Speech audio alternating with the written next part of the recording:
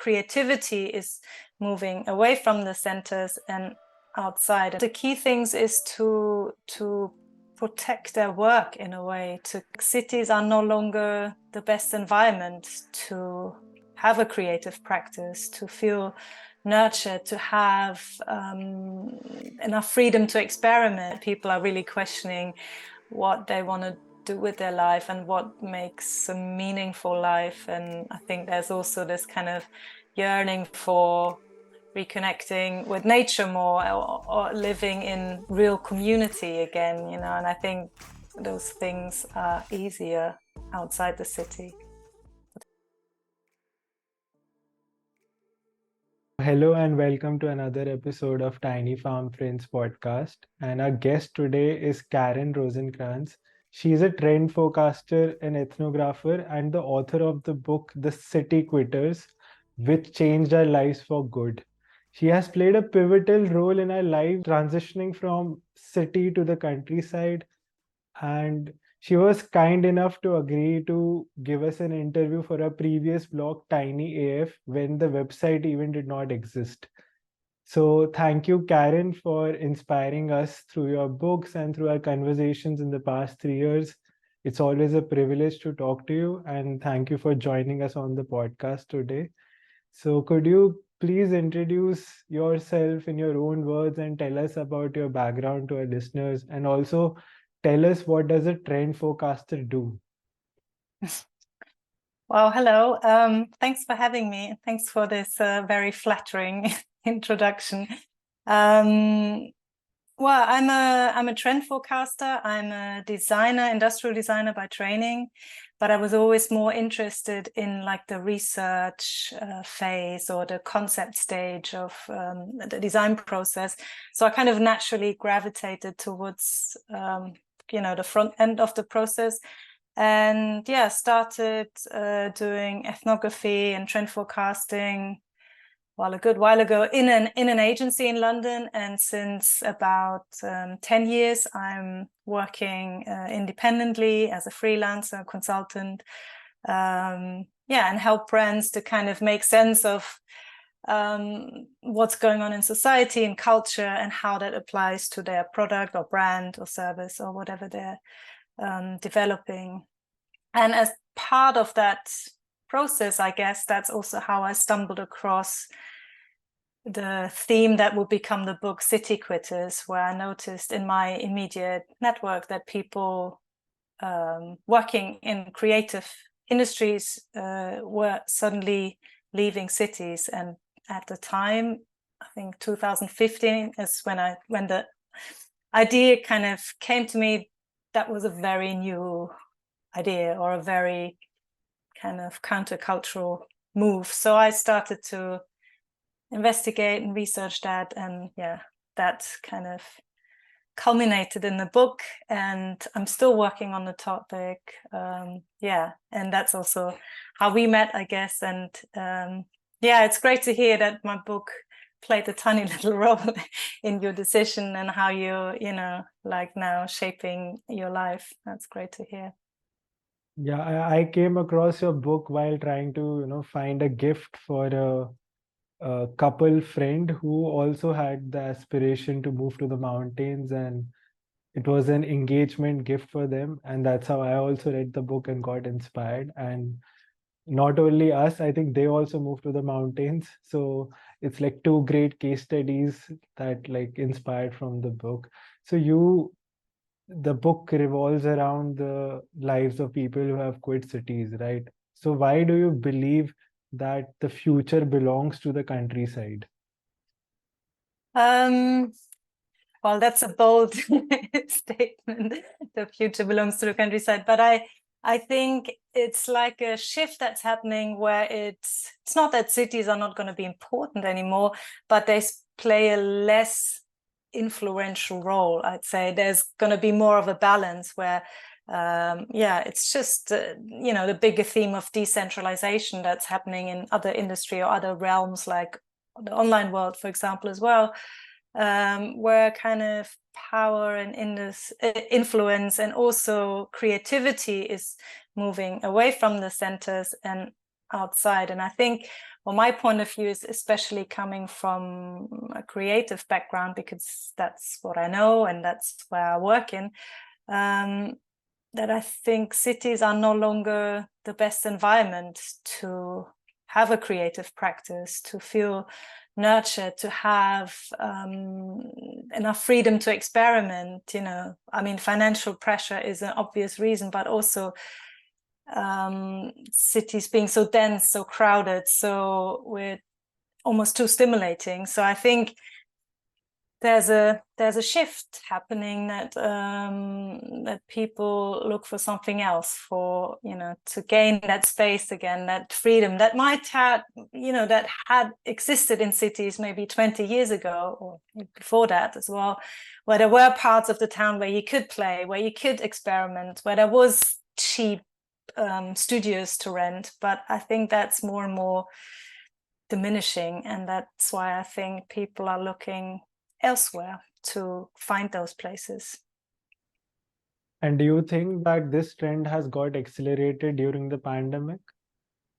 Oh yeah, of course. I mean, that kind of was a major moment. I think for one reason is that people questioned their priorities. That was a big pause, that people went like, oh, hang on, why am I doing this? Or what am I doing this for? What do I actually want in my life? And then the kind of remote working possibilities that came with it, that suddenly it's a lot more common for people in, of course, not in every profession, but in many jobs, to be able to work remotely and have a business remotely. And I think that that is kind of the key thing, almost, that that's suddenly possible, that you can build a company from anywhere. It doesn't really matter where you are. Even now, like where people, companies based in London have their teams spread all over.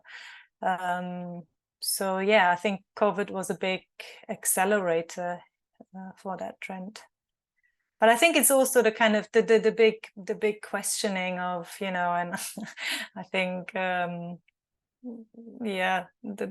I mean, there's so many issues going on that people are really questioning what they want to do with their life and what makes a meaningful life. And I think there's also this kind of yearning for reconnecting with nature more, or living in real community again, and I think those things are easier outside the city, potentially. Right. I think many creatives, even if they're like on peak of their careers, they're thinking of quitting the cities, but still some people believe that cities are epicenters of art and culture. So as you mentioned, some of the benefits already, what are some other benefits why these city quitters are seeking the rural pastures? I think one of the key things is to protect their work in a way, to kind of find a freedom again in creating. I think what I'm seeing a lot of people, and it's getting worse, is that they have no capacity whatsoever for to think outside their job, and they have to work multiple jobs to kind of keep afloat in the city. And I think that slowly is like killing off any creativity or any creative spark. And I think that's like the key reason why people are moving away from cities, just for a cheaper life. And then again, that takes some of the pressure off. You don't have to work all the time. You can have some time to dedicate to your other projects, or even, not work related things, engage with the community or whatever. So I think that's the one key thing. But I think it's also, like I said, connecting with community in a new way, where I think in a city it doesn't have to be, but it can be very transient and very impersonal, and very, I don't know, just very fast paced, everything, where some people find that once you move out, you actually, I don't know, you just become more rooted in a place and more committed to a place.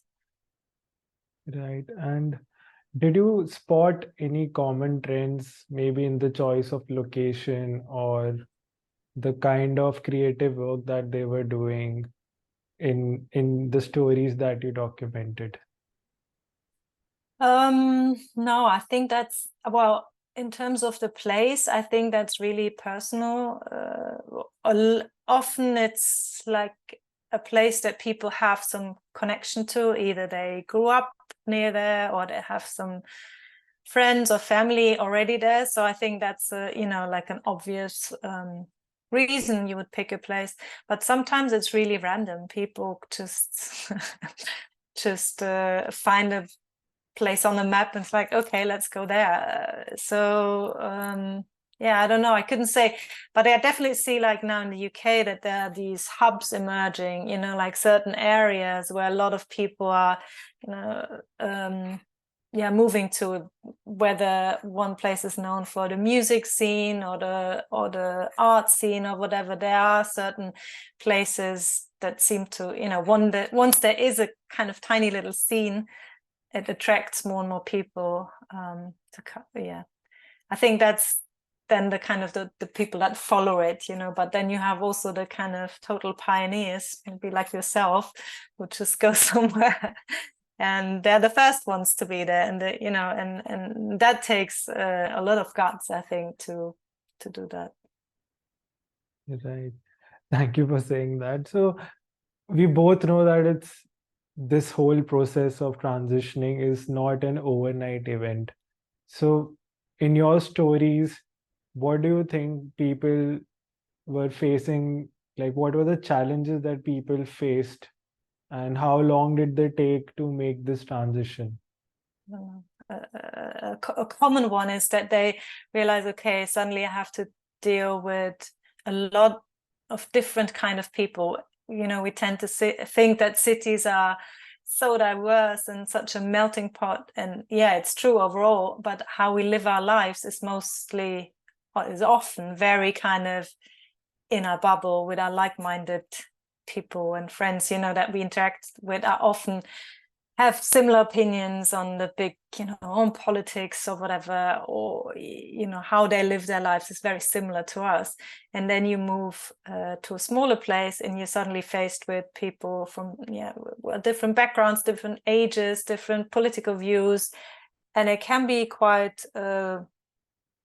confronting, or people might not like what you do or understand what you do. And I think that can be a hurdle.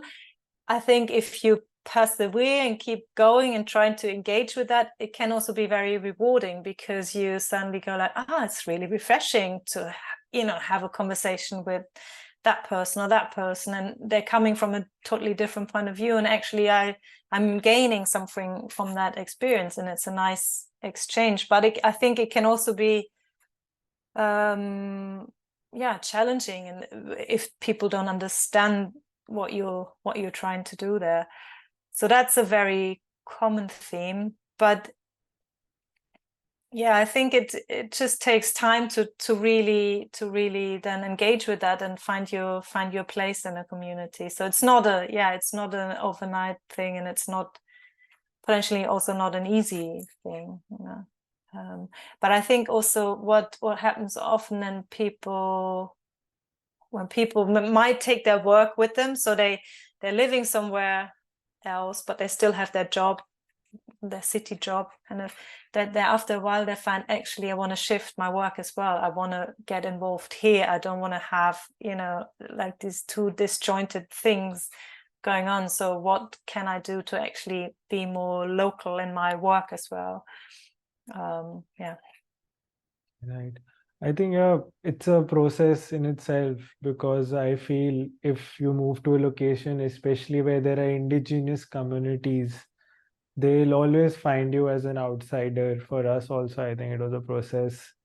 I think it almost took, like, I would say 1.5 years just to, like, them trusting us with their intentions and thinking that they don't mean any harm and they're like genuine people. So you also mentioned that people tend to then change their income sources. So that's my another curious question. So when people move to such rural settings, do they have their income sources planned, or they go like as like with the flow that they'll figure it out, or they do have savings, or what are the various income streams that these creatives have? I think there's multiple approaches to that. I think the typical one now post COVID, I guess, is you keep your city job and you just move out, and then you know that's the first step, and then you figure the rest out.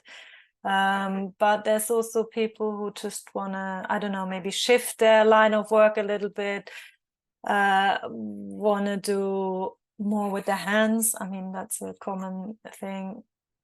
And then kind of diversify their income streams just a little bit. I think it's, you know, if you have skills where you can work remotely, I mean, that's great to have, you know, that's such an asset and such a, it can be like your baseline income, but maybe then you branch out and do other things and get more involved locally, but you often don't know yet what that will be, or you know, it depends on the, you know, like you say, it's a process of kind of really integrating with the community. So you might find out only once you live there, oh, I could get involved here, or that needs doing. So I think it's really important to come with an open mind, and you know, and then figure things out rather than come with a fixed idea of, you know, that's what I'm going to do. And you know, like you were saying, these intentional communities can be very, you know, I think that's when people come with, and I'm going to bring all my people with me, and I'm going to, you know, and they just transplant something from the city or where they lived before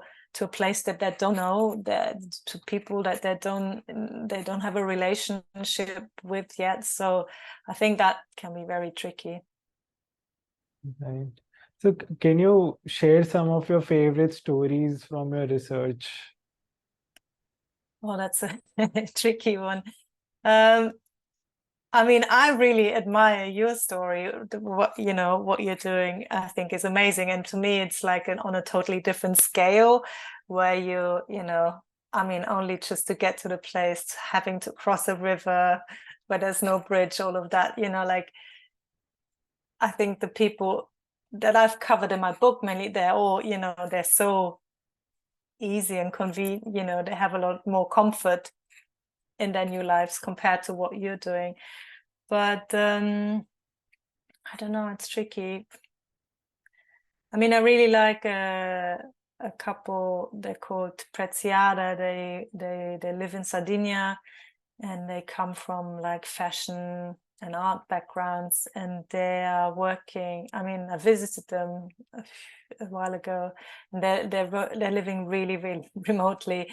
They're living like in the least populated part of the, you know, it's a tiny island in the Mediterranean, and they're working with local artisans. And really, I mean, Sardinia has an amazing heritage of crafts, and they're digging out these people who still, you know how to, I don't know, work leather or produce knives, or you know, certain ceramic processes, and then work with them, or in a very contemporary way. So I think they're really adding value to the place, you know, where they're coming with their kind of urban sensibilities, but with so much respect for what's there already, and kind of, yeah, making that accessible to wider audience, bigger audience. So I think that's kind of a very good example of how you can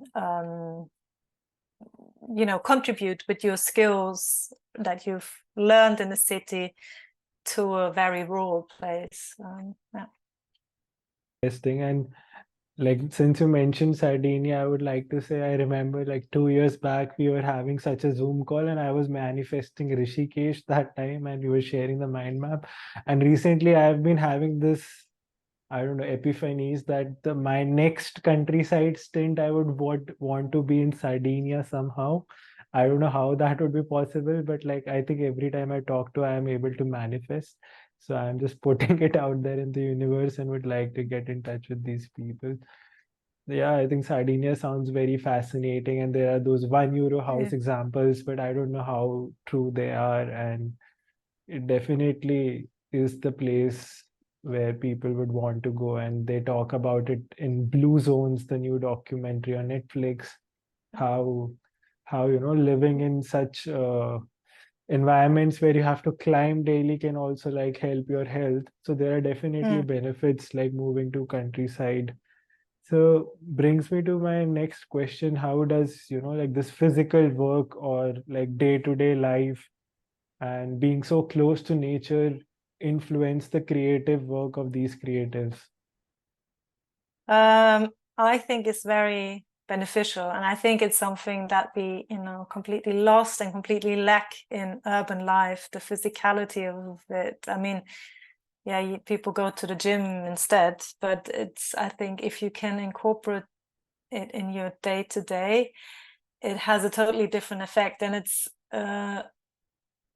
also like creative work is not like clockwork. It's you can sit down for the day in front of your computer, and then the end of the day you've got nothing, because you're just not in the right mindset, or it's just not, you I don't know, the creativity is not flowing. So I think if you then can get up and say like, okay, instead of like sitting here and thinking too hard, I can just go outside and kind of continue on the house or in the garden or build a fence or whatever I need to do.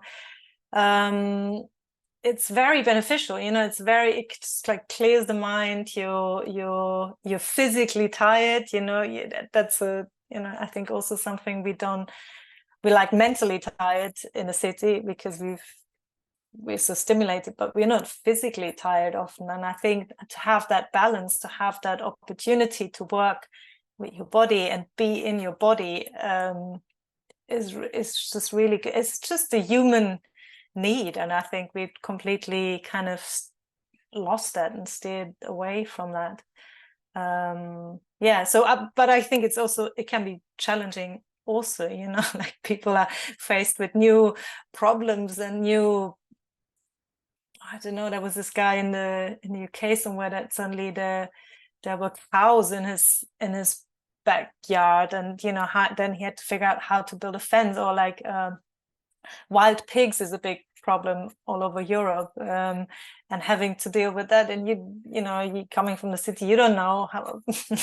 And people also, I think another thing, a common thread, is that people overestimate their ability to be self-sufficient, or are completely naive into what it takes to grow your own food, and the labor involved. But yeah, having some sort of physical element to your day-to-day, I think, is hugely important, and it's kind of where your mind runs free and you feel then recharged and come up with new ideas. I think it's very helpful for creativity. Right. I think I could also feel the same thing and resonate with what you said. Like for me also, I was a person who enrolled in gym multiple times, but like did not show up the fifth day. So for me, it was important to put myself into an environment where that becomes like a routine, that I don't have any other choice. If I have to go back home, I have to climb the mountain. So that was quite helpful. And yeah, as you said, like to getting like hands-on with something, it definitely creates the state of flow in your mind. And I think that is what also I believe somewhat happiness for me is, that when you're working with your hands and it is just challenging enough that you are in that state of thoughtlessness. And sometimes it also helped me in like overcoming, I would say, something emotionally. I went through something this year, and I always had the house to go to work on, so I could come out of my mind and get into my physical body and create something. So that act of creation actually helped me feel better and improve my self-worth somehow. So that was quite interesting. That's a good Great. point as well. I think you sorry for jumping in, but Yeah. with physical work, that you kind of see an end result. I think creative work can often be very intangible, and you just thinking and writing or doing something online, and then, you know, at the end of the day you don't have anything to show for. But if you're, you know, working, building a fence, your house, I don't know, whatever it is, then you see the progress, and it's like, okay, that wasn't there this morning before I started, and now this is there. And it's kind of very, I don't know, very satisfying. Yeah. I think it's similar to, like when you cook your own food, it tastes better. So it's something like that on a larger scale, but it can also be difficult at times, especially when you take up like larger projects and you're not accustomed to physical things. Initially, for us, it was like a steep learning curve to know that your bodies are not like meant to handle all it. But I think we are pretty adaptable and we are much stronger than we think. And for us also, it was an important decision that we knew that we are shifting to such a location to actually, challenge our human potential, both physically and mentally. Because we remember, like, we just read in history that how people used to build pyramids and stuff, but I don't think people are taking up such challenges as a civilization in whole. So, I mean, we did some tiny project, but it was our own effort of trying to challenge our physical strengths. So, my next question is about loneliness. So, there was a research which I was listening on a podcast on Rich Roll that 1 in 2 people in the US, like especially the youth, they feel lonely. And at the same time, we did a tiny research on our Instagram through our stories by asking people what do they fear most while making the move to the countryside. And there, one of the major reasons that came out was they feared that they'll be lonely. So, what has your research, like found out about the creative that have made the move? How do they feel about loneliness or isolation? I think overall I can say they feel probably less lonely than they would have in the city before, because they're more rooted in real community, and I think it also comes down to just people having more time, like in the city it's always rushed. And even though there are a lot of opportunities potentially to meet people, I mean, it's the cliche, but people don't know their neighbors, and people just don't have time to chat. And in London, it's very common to kind of, even with good friends, to having to make appointments like to meet 2 or 3 weeks in advance, which is ridiculous in a way. But I find that people moving to smaller places often have more casual conversations because people are not so rushed that, like you go to the shop or you meet people on the street and you have a chat. And that allows you to form deeper connections, I think. But I think you have to be careful. I think it's also, for some people it can be the opposite, and then they feel quite lonely. And I think then again it comes down to what your situation is. Like, do you live completely remote, isolated by yourself, just or are you in a community? Are you in a village or maybe a small town where you can connect to people, and also to your personality, so all of that plays into it. And then also, I mean, one story in my book of there's a young photographer who moved from London to the countryside in the UK. And as a young gay man, he was really struggling. He's like, I can't, there aren't any people around that I can date. It's like impossible. And he ended up moving back to London and is now very happy. But so I think that's also another layer, so I don't think there's a one answer, like, yeah, moving to a smaller place will make you less lonely. I don't know, but I think there's potential to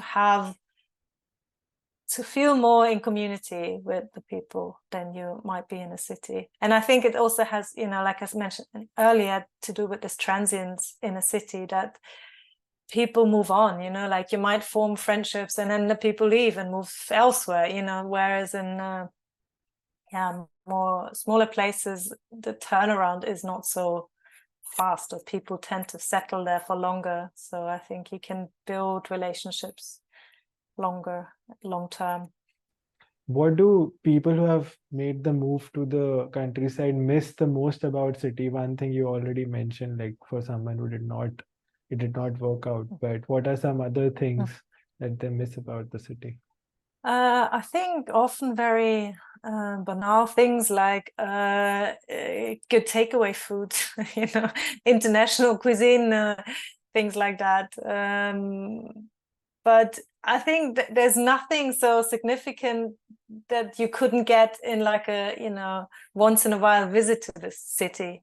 Often people are like, yeah, I mean, I do miss having a good I don't know, yeah, I don't know, Vietnamese takeaway around the corner or something. But you could, if you come to the city every couple of months or something, you could get your fix, and then you sort of, I don't know, I think from, like I said, unless there's really, it's not working out with your life priorities and you kind of can't find a partner or something like that, I think for most of the people I've spoken to, they don't miss a lot. Like, it's very small things that yeah.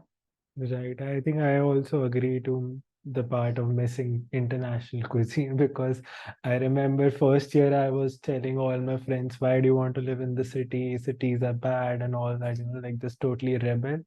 But then I moved to the village, and then I somehow actually realized that it's not that I completely like detest cities. I like some parts of it, especially these, like eating out and maybe meeting your friends who do not, see themselves in the countryside, but they're still your friends. So that part of the city fix we get every year, like 3 months during monsoons.